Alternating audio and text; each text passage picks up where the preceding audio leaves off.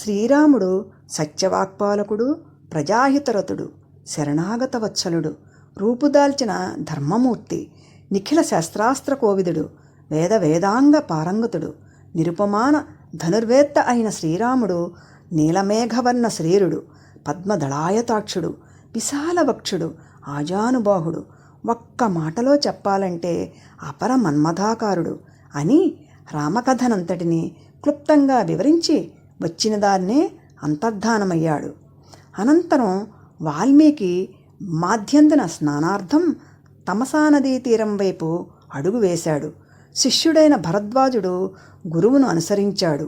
సహజ ప్రశాంత వాతావరణంలో ఇద్దరూ నడుస్తూ తమసా నదిని చేరుకున్నారు. వాల్మీకి నదీ స్నానార్థం నారవస్త్రాన్ని కట్టుకుంటూ ఆ పరిసర అరణ్య ప్రాంతాన్ని కలయజూశాడు.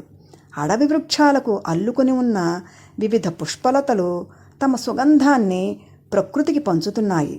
హృదయాహ్లాదకరమైన ఆ సుందర వాతావరణంలో ఒక క్రౌంచమిథునం రతిసూచకమగు మధుర కూజితాలు చేస్తూ సరసాలు ఆడుకుంటున్నాయి. ఆ దృశ్యాన్ని చూసి వాల్మీకి చిన్నగా నవ్వుకుంటూ నదీ స్నానానికి ఉద్యుక్తుడవుతూ ఉండంగా జరిగిందొక కిరాతక చర్య.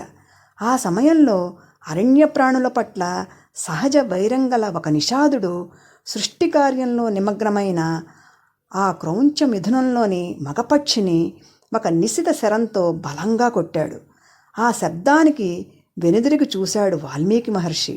ఆ శరాఘాతానికి మగపక్షి ఆర్తనాదం చేస్తూ కిందపడి విలవిలా తన్నుకుంటూ మరణించింది.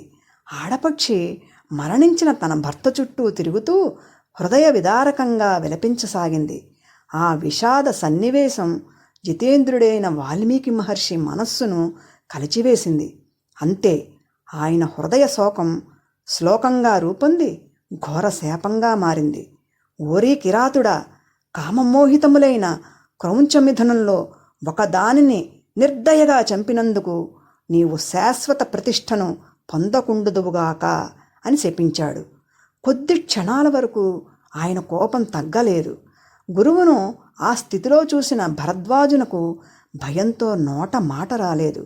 నెమ్మదిగా వాల్మీకి శాంతచిత్తుడై, భరద్వాజ, ఇప్పుడు నా నోట పలికిన శాపశ్లోకం 4 పాదములు కలదై ప్రతి పాదమున 8 అక్షరములుండి సంగీత సాంప్రదాయానుసారం పాడదగినదై ఉన్నది. ఇది వ్యాకరణ లక్షితమైన శ్లోకమే కాని వేరొకటి కాదు. ఈ శ్లోకాన్ని మననం చెయ్యి అని పలికి స్నాన సంధ్యావందనాదులు పూర్తి చేసి ఆశ్రమం చేరుకున్నాడు. ఎంతగా నిగ్రహించుకుందామని ప్రయత్నిస్తున్నా ఆ విషాద సంఘటన తన నోట వెలువడిన శ్లోకోత్పత్తి వాల్మీకి మహర్షి మనస్సులో అలజడి రేపుతూనే ఉన్నాయి.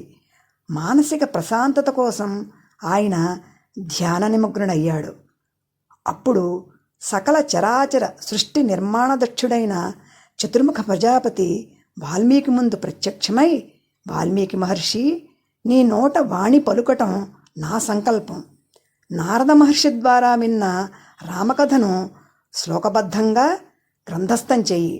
సీతారాముల యొక్కయు లక్ష్మణ భరతాదుల యొక్కయు తక్కిన ఇతర పాత్రల యొక్కయు సకల రాక్షసుల వృత్తాంతమంతా జరిగినది, ప్రస్తుతం జరుగుతున్నది, ఇక ముందు జరగబోవునది వారి వారి సంభాషణా సహితంగా నా అనుగ్రహం వల్ల నీకు విశదమవుతాయి.